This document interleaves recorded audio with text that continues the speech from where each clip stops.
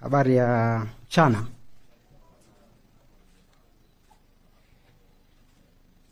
Asanteni sana. Nimefurahi sana kupata nafasi hii tena kuja kuongea na ninyi, lakini kupitia kwenu kuweza kuongea na wananchi wote kuhusu masuala kadhaa, lakini zaidi ni kuhusu maendeleo ya maandalizi ya utekelezaji wa dira 2050, yani dira yetu ya maendeleo. Niseme kwamba Tume ya Taifa ya Mipango inayo furaha kubwa na heshima na wajibu wa kuwaarifu wananchi juu ya maendeleo ya maandalizi ya utekelezaji wa dira 2050.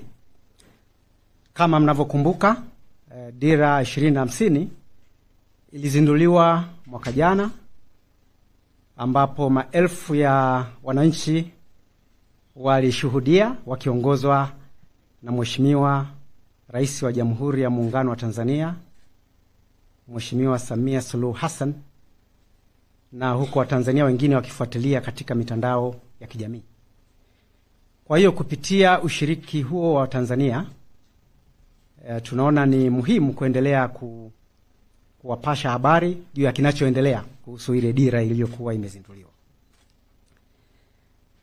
Na dira ile iliyozinduliwa, mtakumbuka kwamba ilikuwa na lengo kubwa la kuitoa nchi yetu katika hali ya uchumi wa kati ngazi ya chini, kuipeleka katika uchumi wa kati ngazi ya juu, ambapo malengo yetu ni kufikia uwezo ambapo kila Mtanzania atakuwa na kipato cha angalau dola za Kimarekani 7,000 kwa mwaka. Kwa hiyo ni malengo makubwa, lakini yanatekelezeka na ni ndoto yetu sisi sote kama Watanzania. Kwa hiyo baada ya uzinduzi wa dira ile, kilichofuata, Tume ya Taifa ya Mipango katika kuendelea na maandalizi ya utekelezaji wa dira imeandaa mipango mingine mitatu ambayo sisi tunaita ni nyenzo za utekelezaji wa dira 2050. Hizi nyenzo kubwa tatu ambazo zimeandaliwa zimeshajadiliwa katika ngazi mbalimbali za serikali na kukubalika, na siku ya kesho zitawasilishwa katika Bunge la Jamhuri ya Muungano wa Tanzania kwa ajili ya wabunge kuzipokea, kuzijadili na hatimaye kufanya uamuzi juu ya mipango hiyo ambazo ni nyenzo kuu tatu za utekelezaji wa dira. Kama mnavyofahamu, jambo hili linasimamiwa na Katiba ya Jamhuri ya Muungano wa Tanzania, ambayo inalitaka Bunge la Jamhuri ya Muungano wa Tanzania kujadili kuhusu mipango ya nchi.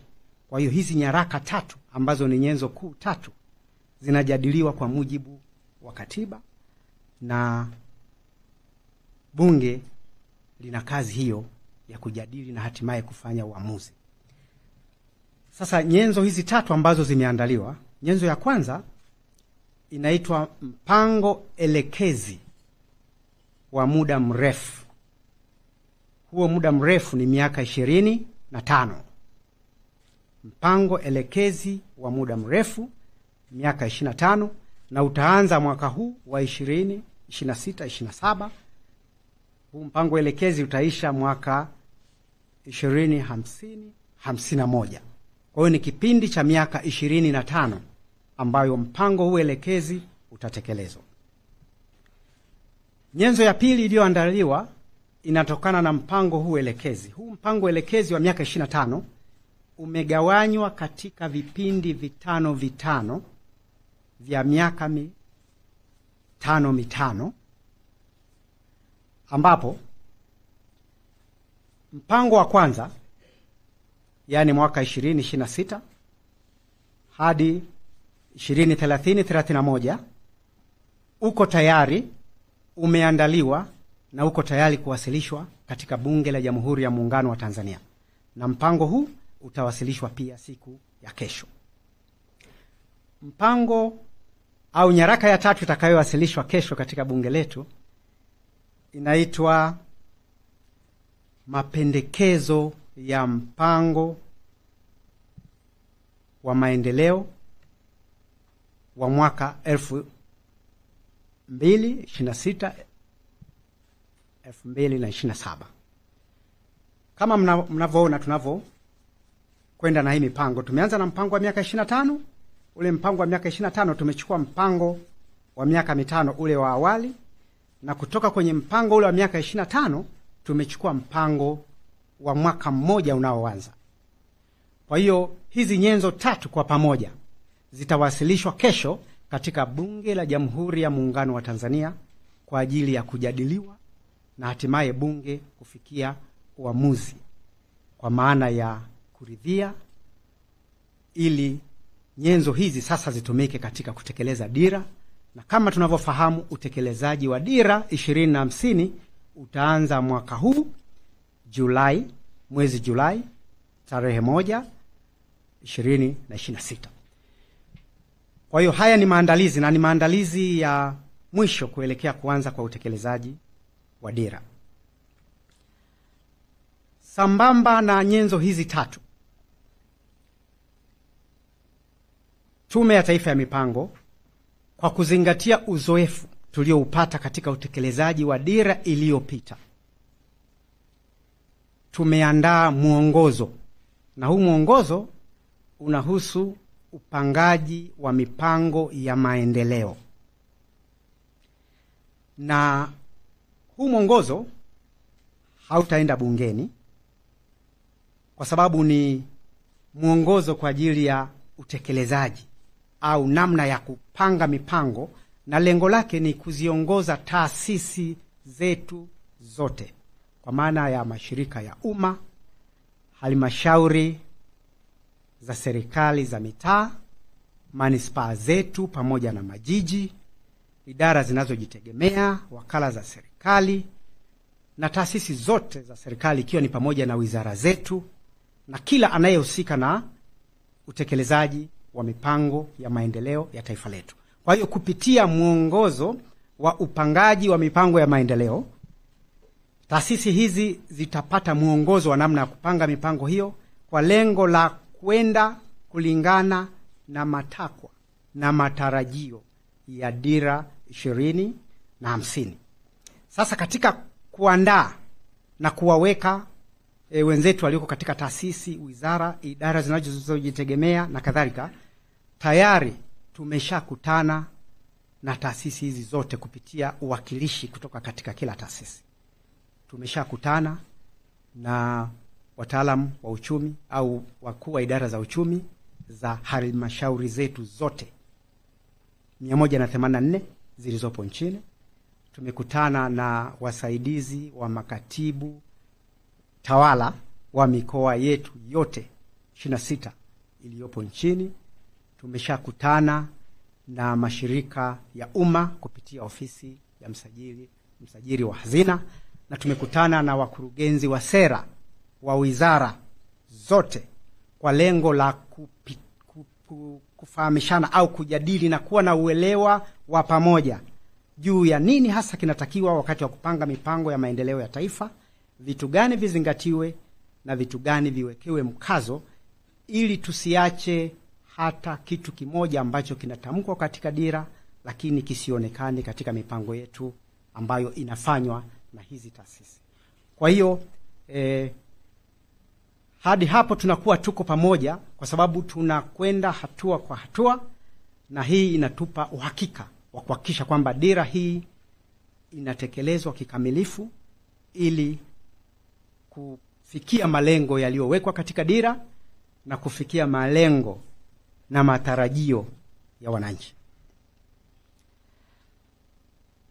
Kwa hiyo hilo ni jambo la kwanza ambalo Tume ya Taifa ya Mipango iliona ni muhimu tuweze kufahamisha umma, na kupitia kwenu tuwafahamishe wananchi wenzetu wote wajue kinachoendelea katika maandalizi ya kutekeleza dira. Jambo la pili ambalo pia ni muhimu ni kwamba kwa nini sasa tuwe na umuhimu wa kuwataarifu wananchi juu ya maendeleo ya maandalizi ya utekelezaji wa dira. Kuna umuhimu gani? Kuna mambo makuu matatu ambayo ni muhimu sana, na ndio haya yanayosababisha tuendelee kutoa taarifa katika kila hatua tunayofikia katika maandalizi ya utekelezaji wa dira. Jambo la kwanza, mtakumbuka kwamba dira 2050 ilikuwa ni dira shirikishi. Wananchi wameshiriki, wananchi moja moja, vikundi, taasisi zisizo za kiserikali kwa maana ya NGOs, taasisi za dini, sekta binafsi na kadhalika. Kwa hiyo ushiriki ulikuwa mkubwa, na kupitia maoni hayo dira hii ya 2050 imechukua maoni ya wananchi kama yalivyowasilishwa, na kupitia maoni hayo dira 2050 inakuwa imebeba matumaini ya wananchi. Kwa hiyo ile ukweli kwamba dira 2050 imebeba matumaini ya wananchi inatufanya sisi tuendelee kutoa taarifa kila mara na kuhakikisha kila mwananchi ana taarifa za kutosha kuhusu kinachoendelea kuhusu utekelezaji wa hiyo dira. Kwa hiyo hilo ni jambo la kwanza, kwamba tunaendelea kuwashirikisha wananchi kwa sababu tunafahamu kwamba dira 2050 imebeba matumaini ya wananchi na wana haki ya kujua kinachoendelea na kufuatilia kila hatua ya maandalizi kuelekea utekelezaji wa dira mwaka huu mwezi Julai. Jambo la pili ni kwamba uwasilishaji wa nyaraka hizi tatu nilizozitaja, mpango elekezi wa muda mrefu yani miaka 25, mpango wa maendeleo wa miaka 5, pamoja na mapendekezo ya mpango wa maendeleo wa mwaka 2026-27. Hivi vitu vitatu huwa ni nadra sana kuwasilishwa kwa pamoja, na tukio litakalofanyika siku ya kesho litafanyika tena baada ya miaka 25 ijayo. Kwa hiyo ni muhimu kuwashirikisha wananchi wenzetu kwa sababu ni kitu kikubwa kinachotokea na kitatokea baada ya miaka 25.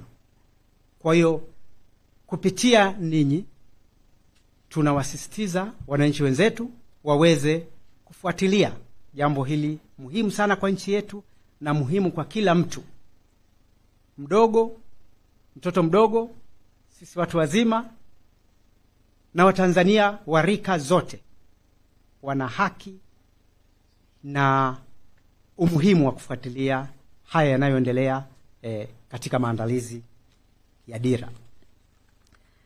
Jambo la tatu ambalo linatufanya tuendelee kuwa pamoja katika kila hatua ni msisitizo uliopo katika dira 2050.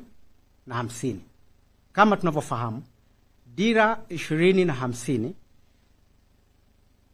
inasisitiza au ina kauli mbiu ambayo inasema ustawi wa pamoja.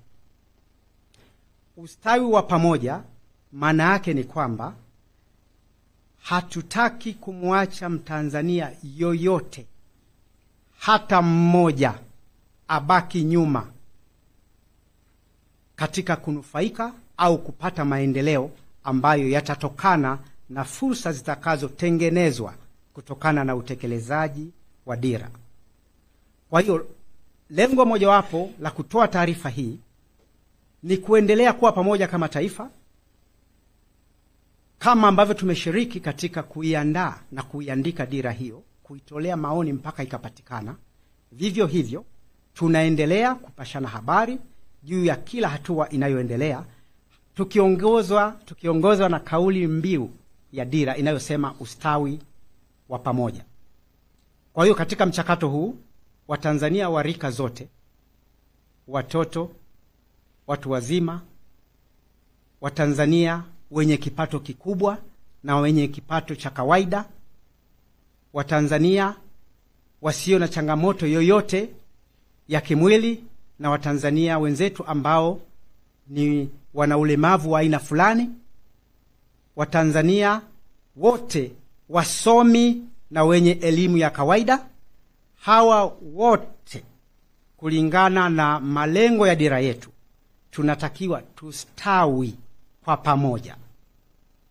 Kwa hiyo tutakwenda pamoja hatua kwa hatua, kila Mtanzania awe na taarifa zinazotosheleza yeye kuweza kuchukua uamuzi au maamuzi, yeye kama Mtanzania moja moja, kama taasisi, kama kikundi, kama kampuni, au katika hali yoyote itakayokuwepo, ili kuweza kwenda pamoja na taifa letu kadri litakavyokuwa linapiga hatua kuelekea mwaka 2050. Kwa hiyo kwa kifupi nimeongea juu ya mambo mawili. Jambo la kwanza ni zile nyenzo 3 ambazo zimeandaliwa na zinawasilishwa katika Bunge la Jamhuri ya Muungano wa Tanzania siku ya kesho, na zitawasilishwa na serikali kupitia Wizara ya Mipango na Uwekezaji inayoongozwa na Waziri wa Nchi, Ofisi ya Rais, Mipango na Uwekezaji, Profesa Kitila Alexander Mkumbo. Atawasilisha mawasilisho haya 3 tayari kwa Bunge kuyapokea, kuyajadili na baadaye kuyafanyia uamuzi. Hilo jambo la kwanza. Na jambo la mwisho, nimetaja sababu kwa nini kupitia ninyi Watanzania wanatakiwa wafahamu kinachoendelea kuhusu maandalizi ya utekelezaji wa dira 2050, kwamba tunataka kuwashirikisha katika hatua zote, kwamba hili ni jambo la kihistoria, tunataka kila mtu ajue, na 3, tunataka kila mtu astawi na tusiache Mtanzania hata mmoja wakati tukiendelea au tutakapoanza utekelezaji wa dira 2050. Baada ya kusema haya, niwashukuru sana. Huu ndio ujumbe wetu kutoka Tume ya Taifa ya Mipango ambao tulipenda Watanzania wenzetu waufahamu kupitia ninyi. Asanteni sana.